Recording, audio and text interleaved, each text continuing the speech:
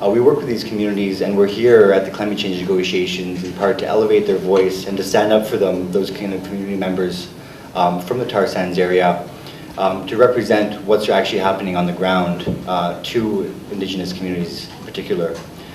And what we've been seeing, what people have told us over the past number of years, is that a lot of these community members are starting to get disease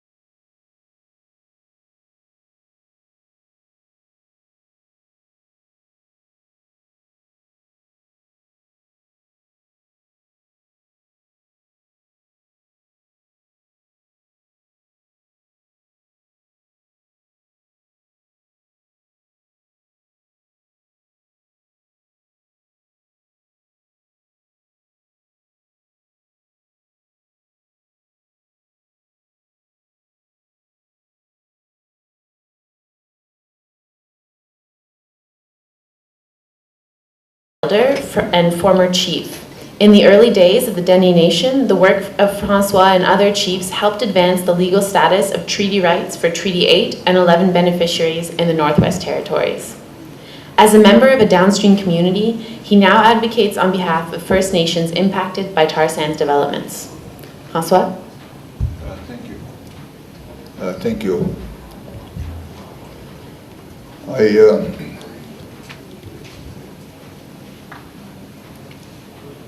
Being to this part of the world, to this climate change conference, and hearing what the government of Canada has to say about climate change, I'm kind of insulted of Mr. Kent's remark that he's proud of the tar sands. Canada is regarded as a beautiful country. It is a beautiful country. I live by the second largest park, national park in the world, Wood Buffalo National Park. It houses the largest free-roaming herd of buffalo. It also has the whooping crane that is right in the flight path of the tar sands. The Peace Athabasca Delta is one of the largest freshwater deltas in the world. We live in the second largest migratory bird route in Canada. I belong to the Dene Nation, that we have 33 First Nations north of the tar sands.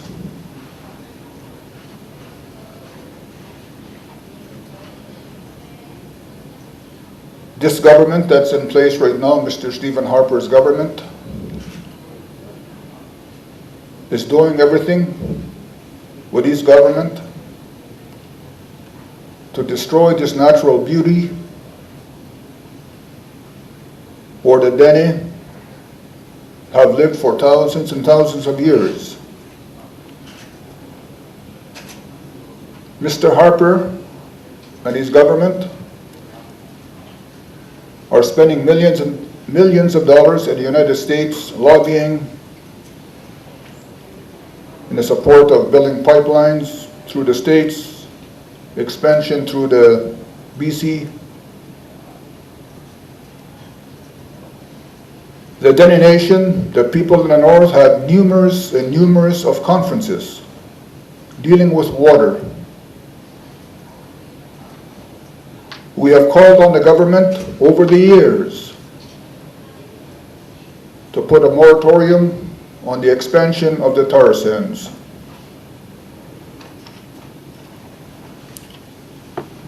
This killing field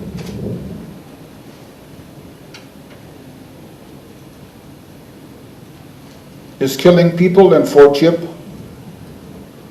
I just want to say that I am the chair of the Stanton Territorial Hospital. We are starting to find that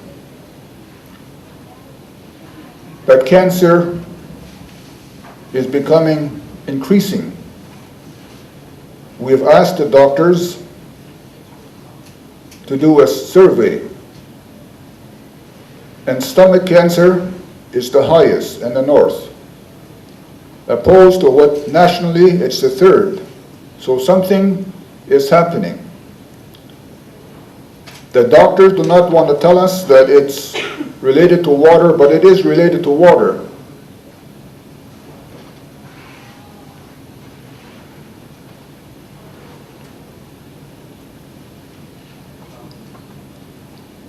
This land that I come from,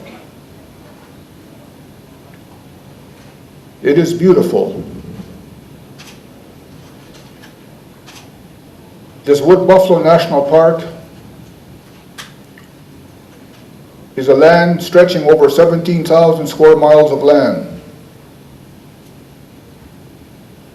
This river that flows to the Arctic Ocean is over 1,000 miles. It touches everybody that lives along the river. The fish that survive in the river. We are 200 miles downstream from the tar sands. And we are starting to find deformed fish in our territory, in our rivers.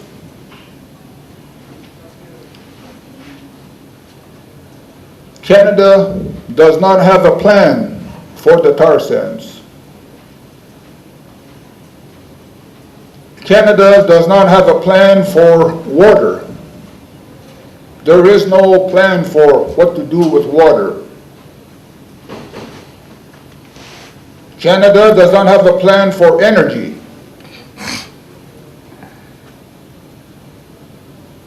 But yet this government can come here, coming from a democratic country, and not listening to the people.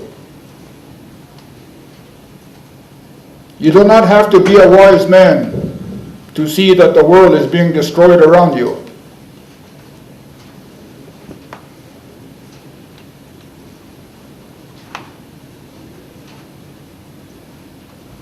Yes, these people, these two, and more of them, to make the point, yeah, these people are not worth $100 billion. They are worth nothing.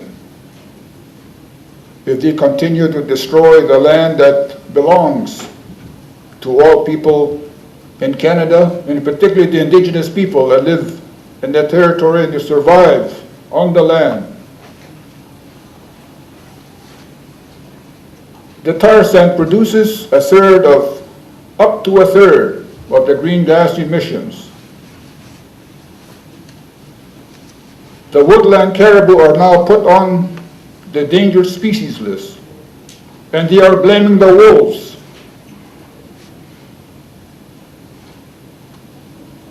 And the expansion of drilling in their territory, the wolves, the caribou cannot handle that.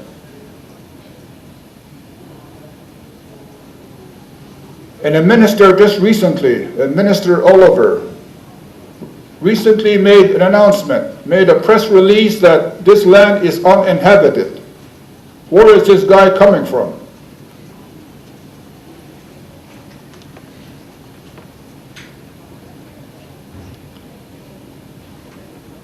I just want to say that I come from Treaty 8 and Treaty 11, the territories. We expand all of the rivers, the watersheds that flows to the Arctic Ocean.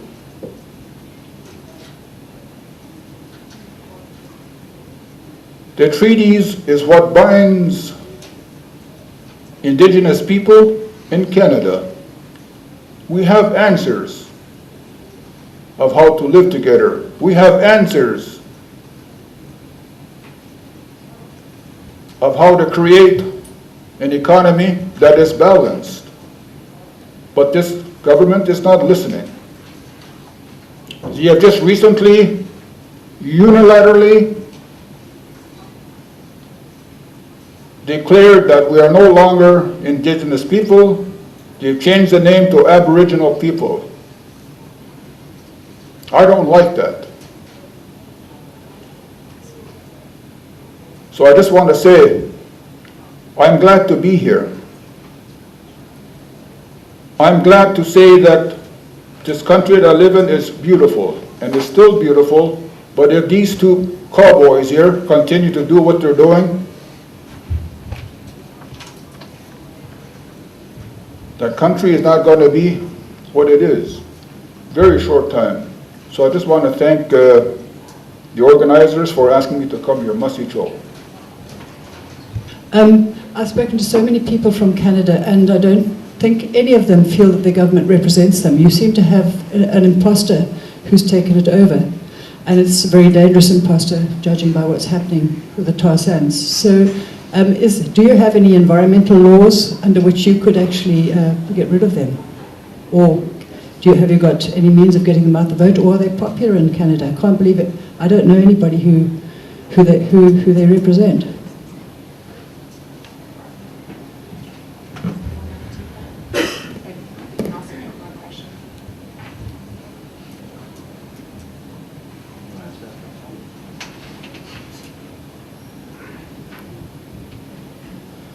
This government, there was a low turnout at the polls.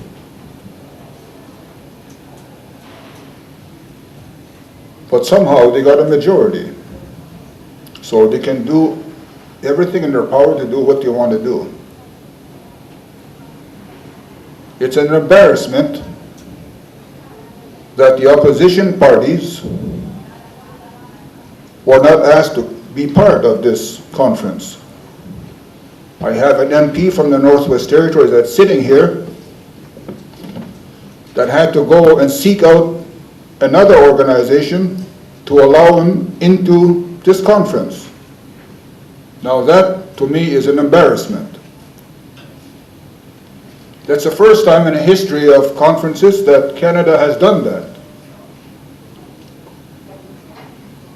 Canada are changing their laws, policies that are dealing with water, with fish, and they're making it easy for industry to come in.